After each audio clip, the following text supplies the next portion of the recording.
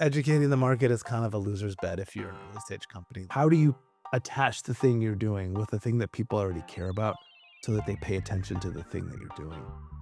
And I've told a lot of founders in our portfolio, there's nothing wrong with your company except that nobody cares. It's just not that important. Yeah. And you just got to understand that like there just might not be a venture audience because most venture firms just need outrageously large exits for the math to work. And if you're not one of those companies, you're literally not worth their time.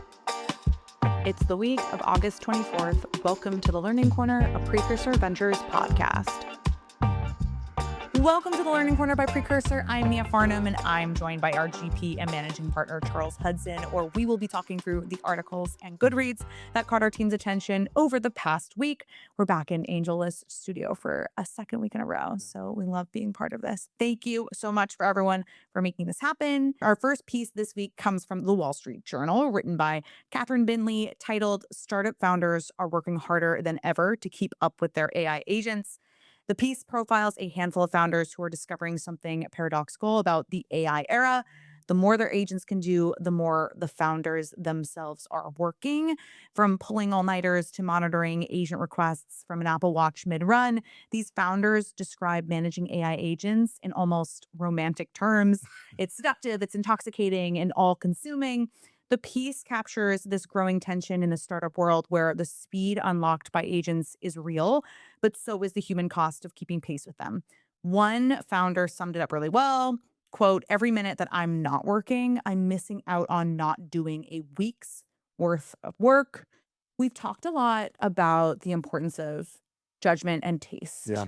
a bunch of weeks in a row. This piece really isn't necessarily saying that these founders aren't leveraging those things, rather that they're feeling like the clear bottleneck on progress since their quote unquote workers never take breaks, and Yeah. they do. They literally reference 8 hours of sleep as being a bottleneck. Is this just becoming the norm for what burnout looks like in this new era for Yeah. founders? I just think when we talked about 996 a while ago as just sort of anxiety related cope, Mhm. I think some of that people know that these tools are always available. So it feels like if I'm not working all the time and I'm not giving my agents work to do, I'm missing out and I'm falling behind. Sometimes it's true. I think the other thing, and I've had this experience, sometimes you wake up in the middle of the night or you wake up early and you have an idea and you're like, oh, I should just give it to an agent and have it start working on this thing. Or I find myself sometimes in line for coffee. I'm like, ooh, I have a thought. Let me ship this off to Hermes and have it work on this.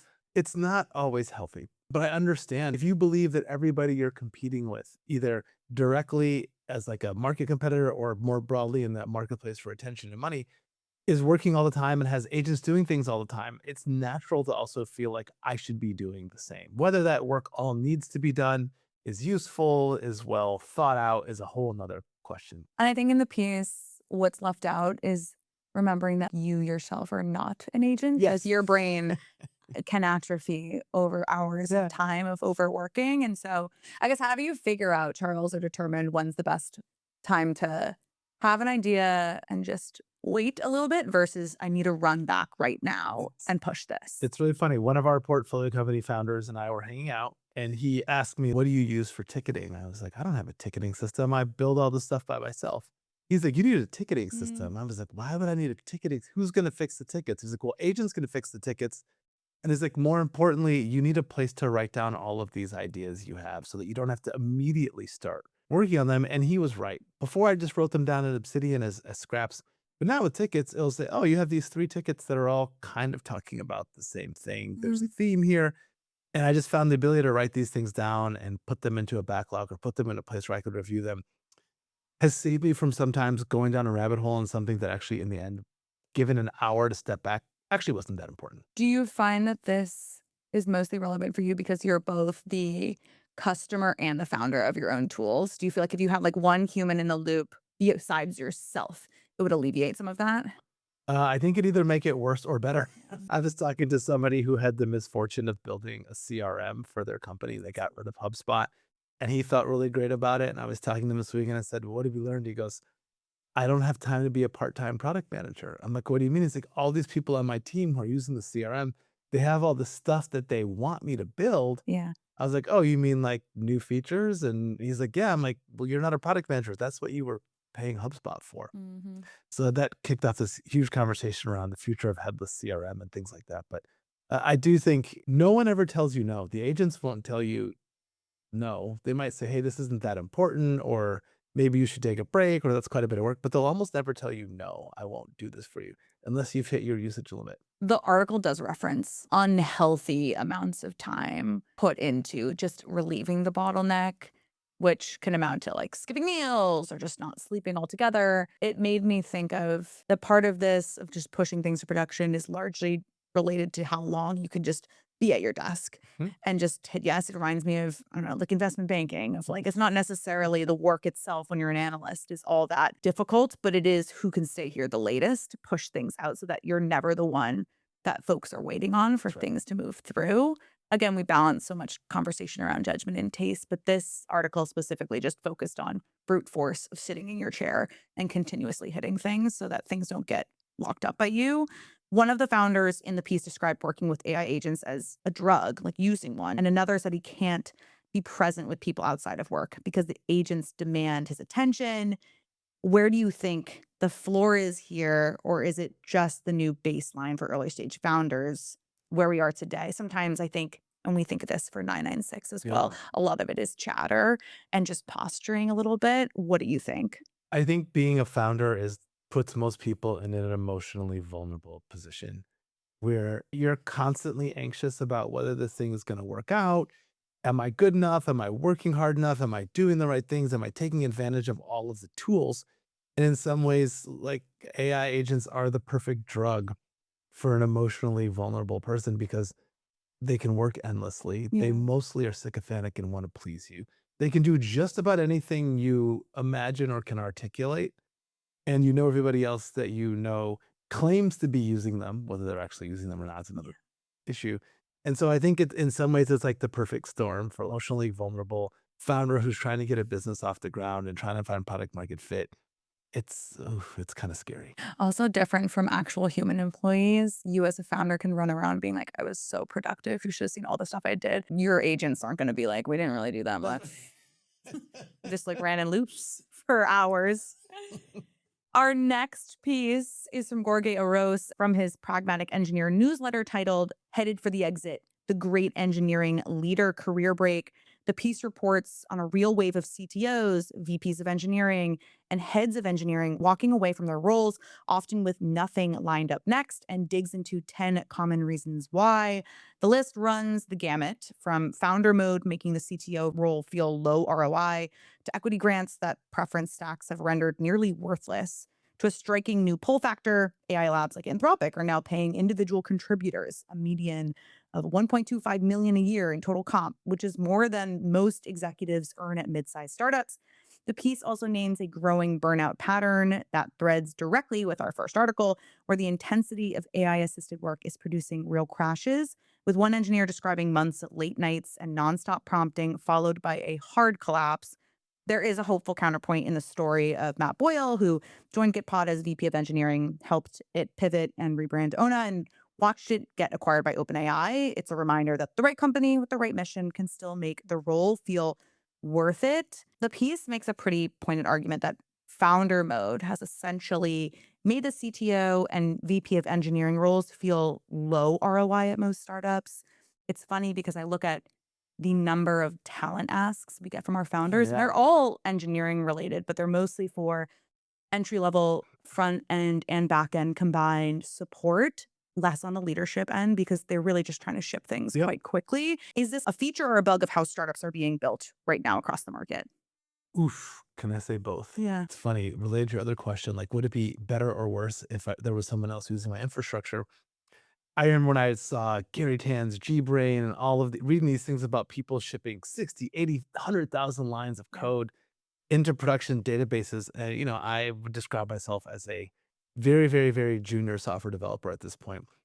And I know the cost of mistakes, and that's mistakes without a power dynamic. Mhm. And I read that one part where there's one engineer talks about, like, what do you do when your CEO just rage pushes 60,000 lines of code into the production database, feels great about it, and then you're kind of left to clean up the mess and Yeah. to deal with all the tech debt, all the things that could be imposed. And if anything, learning how to code with AI has made me so much more respectful of like the craft of software development. It's speed, quality, or cost. Mhm.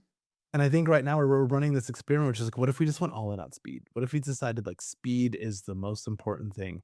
Quality, yeah, sure, it matters, but speed is the thing.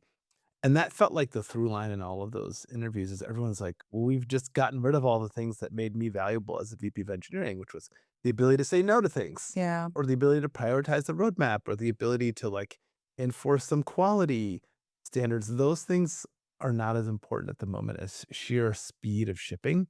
And I think we will come back to a more normal state of affairs where there's a better balance between quality and speed, but that is not where we are at the moment. And the prioritization on speed right now, I think, feels so experimental because we've never had a world like this before. It's usually come at such a premium Mhm. of you need to hire somebody, you have to interview them, you have to see if they're technically advanced enough to join your team. Now you can just start running. So we've never actually faced this before. And I think for folks who've grown up and become leaders across tech, and specifically within engineering, it's difficult to like learn this game and then advise people on what the strategy is as well.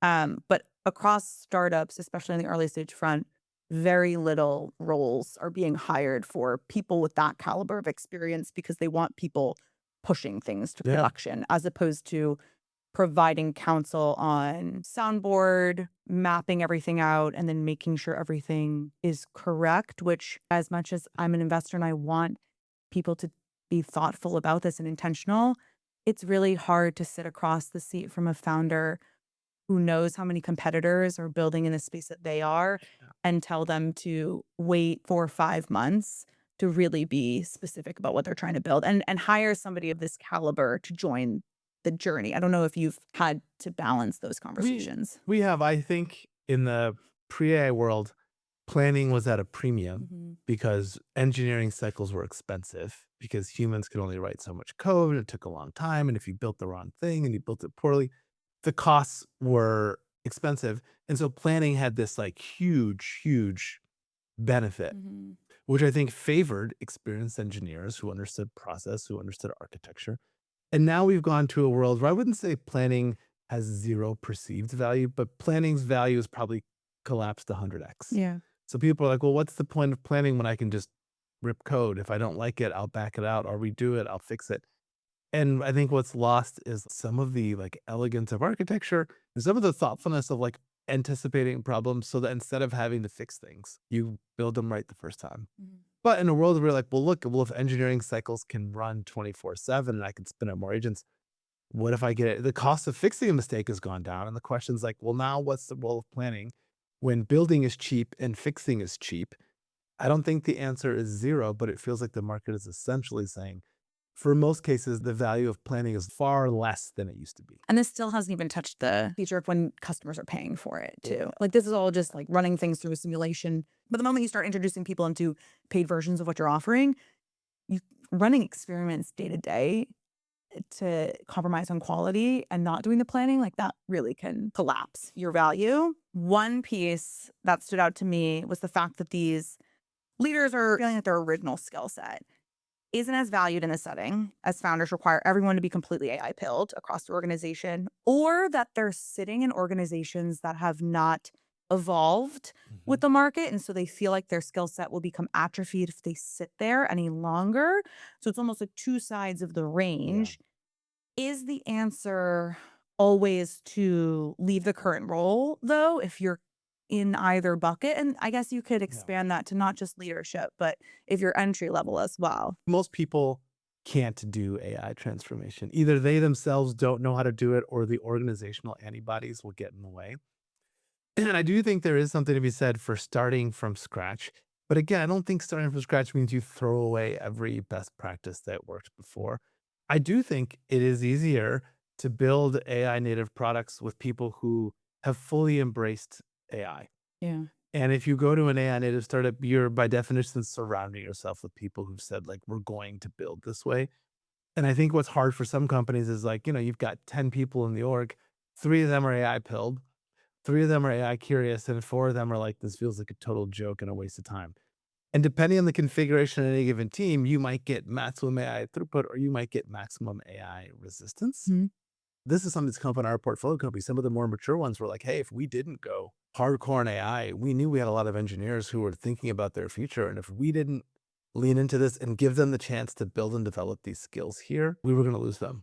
And I've been involved in a handful of our portfolio companies where I told them, you might need to think about reorganizing the leadership of your engineering team to put people who are more front foot AI in charge, because the leader is going to set the tone and going to dictate the pace at which this stuff gets implemented, adopted, used, and just a general policy and tone on it. And we've had a couple companies where it took switching a leader to get them to really embrace the technology. And then on the other side of this, if you are like a seasoned engineering leader at like a large scale, call it like a Fortune 500 company, and you know things are moving slowly, do you leave and abandon all of that and go run back into startup world? And I'm talking about people who Yeah. have like 30 plus years of experience. Like, is that what you do? Or I don't know, you just call it what it is and then decide Yeah. what to do. Like, I think it's really interesting reading the article, walking through different people's perspectives on what's important to them now and like what do they want their career to look like in the future and what will actually matter from a Yeah. skill set and trying to hedge what's the best decision. I think big companies are trying to do tech transformation too. That's why Anthropic and OpenAI and all these big labs have these forward deployed engineer consulting teams, and they partner with the Deloittes. So maybe the real answer is, if you stay at a big company, the opportunity is to learn, how do you do AI transformation in a scaled organization? Yeah. And that's just probably a different answer than how do you build from scratch an AI native startup. And you might conclude, hey, I've been in big companies for 30 years. The idea of going to a two-person startup isn't something I want to do. Lean into the chance to learn, well, how do you actually get a 10,000, 30,000, 50,000 person company to adopt AI in a meaningful enough scale that it actually impacts the business? Yeah. And that's a skill set that doesn't collapse just because brand new tech has been released into Correct. the ecosystem. Yeah. Well, our last read this week comes from Yoni over at Slow on his Substack 99D titled What Capital Wants. The piece is a take on what the current fundraising environment actually demands from founders right now.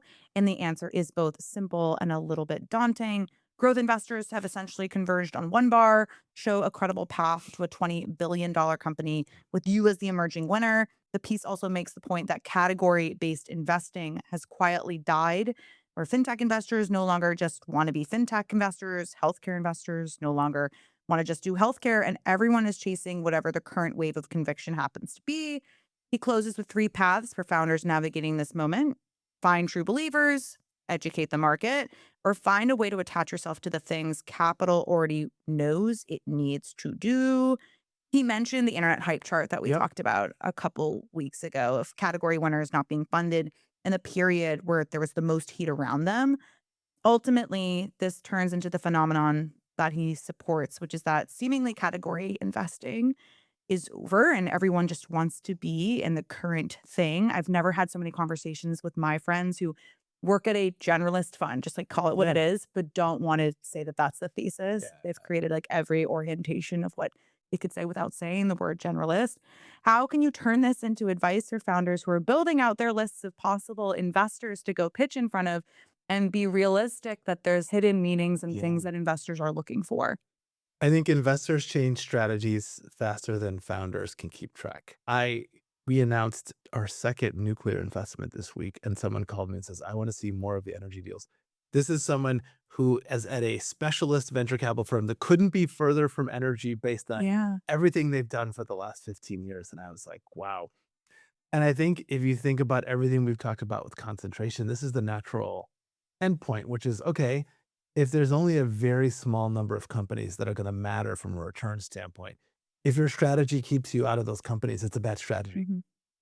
And so I've never met more people who are like, I'm like, wait a minute, I thought, like, nope, we went from SaaS to crypto to AI to robotics. We are on that pipeline train. And as much as I think it's cynical, I also think it's realistic. It's I think venture is realizing that, hey, being in a lane that doesn't produce breakthrough huge companies is not a way to remain relevant in venture today, and it puts your firm's strategy at risk. So to me, the only two answers are, everyone is an AI firm because AI becomes a meaningless term because AI is everywhere and it encompasses everything. Or that this is a temporary blip where people just say, God, I have to now rebrand my health tech firm, it's a space and defense firm. Yeah, And I've met a lot of people who pivoted and they're like, well, we've always been interested in this category. It's just we're reframing what we do. And I'm like, it's also just okay to change. totally. It's okay to just change. And I find it hilarious that when I started Precursor 12 years ago, two things people told me is you have to focus on ownership and you have to have a sector focus. Otherwise, you'll never make it. And I'm like, well, it appears right now like neither of those things is true. Hmm. But one thing I liked about Yoni's article is like it presents three choices, but I think for most founders, you only have one. Educating the market is kind of a loser's bet if you're an early stage company. Like you won't. Finding the true believers is great, but not reliable. The third thing is the only thing that's available to most people, which is how do you attach the thing you're doing with the thing that people already care about so that they pay attention to the thing that you're doing. And I've told a lot of founders in our portfolio two things. One, there's nothing wrong with your company except that nobody cares. Yeah. And they're like, what do you mean? I go, nobody cares about your category. Nobody cares about this market. It's just not that important. Yeah. And you just got to understand that like there just might not be a venture audience. And second, I think founders have a hard time grasping this. $5 billion company is the minimum. That's like the minimum interesting scale for a venture backed company. And really, what Yoni said is true. People are underwriting $20 billion plus outcomes. And in many cases, you are far better off being an infinitesimally small probability $20 billion outcome than you are a high probability $5 billion outcome. Hmm. Because most venture firms just need outrageously large exits for the math to work. And if you're not one of those companies, you're literally not worth their time. I just have a lot of empathy for founders too who are building at the earliest stages because I was even thinking about a handful of the exits or acquisitions that have happened over the last handful of weeks, or the Hugging Face potential deal that's at like what, 13 billion. I don't think when anyone started that they were like, this market is worth 10+ billion dollars, but it evolves over time. And I think that's never been more important to founders in the first meeting Yeah. with investors, pre them doing anything and setting out a roadmap of like, I need to showcase how this is 5 billion plus market. That's hard. There used to be a time with an early stage venture where you could say, this is where it starts. This is what I think it could grow to, but you could be a bit more measured on what you're thinking. I just hopped off a conversation with a founder who's building within forestry and agriculture. And technically, the value of that market is uncapped, but where we were focusing Yeah. was. And so that's the conversation I had to have was if we focus here, I think you have to be realistic on what that market size is and communicate that and be ready for some investors to just say no. Yeah. You could also just venture into the land of building out this more elaborate story, which speaks to the third one of like where this could go. Now, is that what your intention is and what your dreams and hopes are for the company? I don't know. I'm not you, but that's a new dynamic that I think every founder is existing in.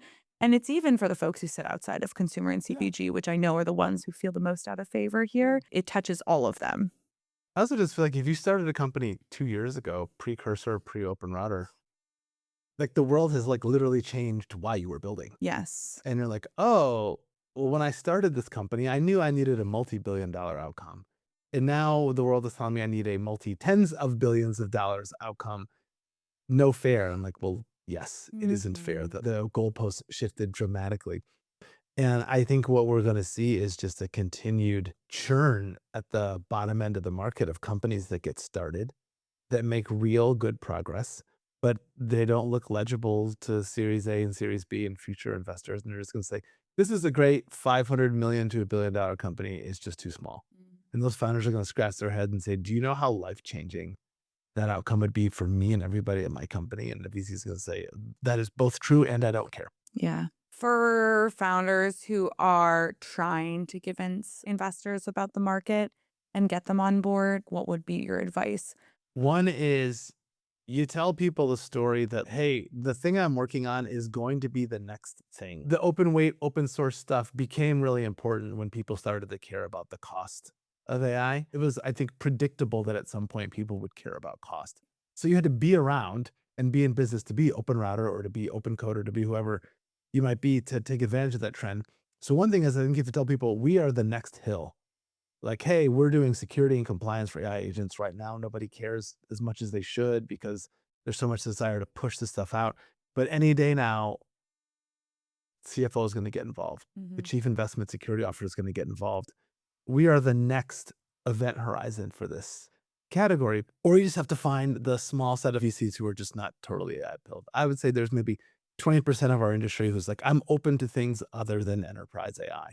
I want to see things that don't fit that mold, either because I know how to get those businesses financed or I have some other reason to believe that I can help those companies succeed.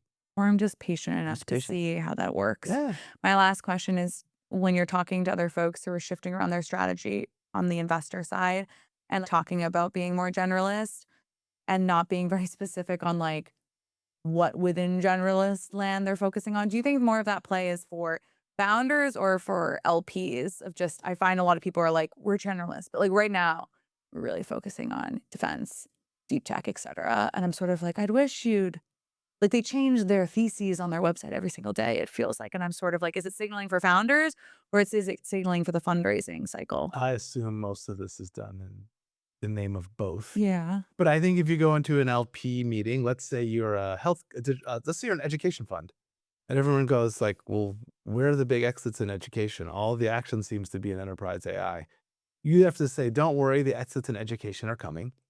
Or you have to say that, "Hey, AI is going to transform education. It's going to create a bunch of companies that will matter." Or you have to say, everybody's learning about AI right now. So therefore, AI adoption is an educational theme. And so this is an extension of our strategy to invest in AI harness companies and and token counters or whatever it might be. And I think at the end of the day, most LPs want to make money and they're trying to compose. This is the other irony. LPs would always tell me before, well, I want specialist managers so that I can create my own Mm. portfolio. I want a health fund, a fintech fund. I'm like, well, everyone's doing the same thing now. So no matter what strategy you thought you were backing, you're probably backing AI. Yeah. I assume more of this energy is going into marketing these firms to LPs because I think you can change LPs' minds faster than you can change founders' minds. Well, we are all out of time today. Thank you, Charles. Thank you, Angelus, for letting us hop in again. Thank you to our subscribers for jumping in as well. Please like and subscribe and share with friends, and we will talk with you all next week. Thank you. Bye. Bye, everybody.